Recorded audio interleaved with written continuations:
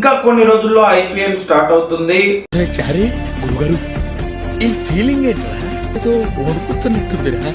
Heart favourite గా ఎన్ని టీములు ఉన్నా 300 కొట్టేది మాత్రం సన్ రైజర్స్ అని all over India నమ్ముతుందన్నమాట.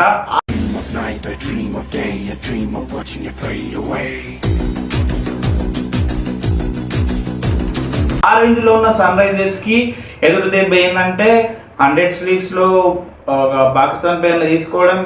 Team management కి ఎదురు దెబ్బ ఉంది కానీ టీం కు మాత్రం ఎదురు దెబ్బ అయితే లేదు. టీంలో ఎవరెవరైతే ప్లేయర్స్ ఉన్నారో వాళ్ళైతే అప్ టు ద మార్క్ ఉన్నారు. లివింగ్స్టన్ ఎక్కడుంటే అక్కడ కప్పులు వచ్చిన రోజులు ఉన్నాయి. At the same time Indian captain కూడా ఉంటున్నాడు ఇప్పుడు ఇషాన్ కిషన్ కొన్ని మ్యాచ్లకి. అండ్ అభిషేక్ శర్మ ఫామ్ లోకి వచ్చాడు లాస్ట్ వరల్డ్ కప్ మ్యాచ్ లో. ఎక్స్పెక్టేషన్స్ ఉన్నాయి, ఖచ్చితంగా 300 కొడతారా లేరా అని అనిపిస్తుంది. అట్ ద సేమ్ టైం కొన్ని డౌట్స్ కూడా ఉన్నాయి, దాని గురించి కూడా మాట్లాడుకుందాం. మీరు కనుక ఈ ఛానల్ ఫస్ట్ టైం చూస్తే ప్లీజ్ కన్సిడర్ సబ్స్క్రైబ్. ఈ వీడియో వస్తే ఖచ్చితంగా లైక్ చేయండి. సబ్స్క్రైబ్ చేసుకున్నాను కదా.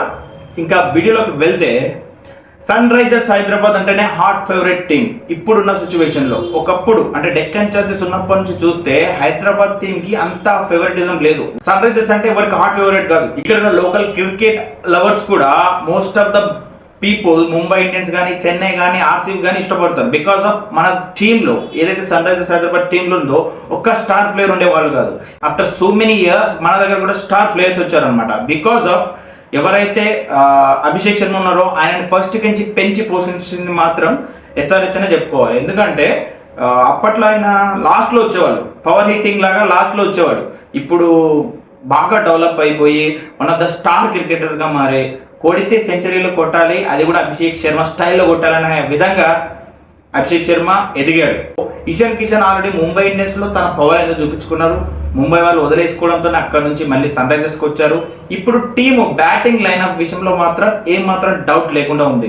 లివింగ్స్టన్ ఉన్నా, నీల్ రెడ్డి ఉన్నా, క్లాసెన్ ఉన్నా, ఓపెనర్స్ తోనే 10 overs కి 100 పెట్టే సత్తా ఉంది ఇప్పుడు టీమ్ కి. కానీ ఇక్కడ మనం మాట్లాడుకోవాల్సింది ఎస్ఆర్హెచ్ బౌలింగ్ గురించి. ఎస్ఆర్హెచ్ బౌలింగ్ అంత గ్రేట్ లేదని చెప్పుకోవాలి. ఒకప్పుడు భువనేశ్వర్ ఉండే, మెడిన్స్ ఎక్కువ ఉండే. ఇప్పుడు అప్పుడు ప్లేయర్స్ అయితే వీళ్ళున్నారు, నేను డిస్ప్లే చేస్తున్నాను. సో వీళ్ళలో ఎవరు మంచిగా బౌలింగ్ వేస్తారు అనేది మీరే కామెంట్ లో చెప్పండి. సో వీళ్ళని చూస్తుంటే నాకు చాలా డౌట్ ఉందన్నమాట. వీళ్ళు ఎక్కువ రన్స్ కొడితే వీళ్ళు ఎంతో కొంత ట్రై చేసి ఆపుకోగలుగుతారు. కానీ వీళ్ళు కనుక తక్కువ స్కోర్ కొట్టి అవుట్ అయితే మాత్రం ఖచ్చితంగా ఎస్ఆర్హెచ్ కి అపజయాలే ఉంటాయి. ఎస్ఆర్హెచ్ మ్యాచ్లు గెలవడంలో కొంచెం కష్టంగా మారే అవకాశం ఉంది. సో ప్యాట్ కమిన్స్ కూడా రాకపోవడంతో ఎస్ఆర్హెచ్ బౌలింగ్ ఇంకా దెబ్బని చెప్పుకోవాలి.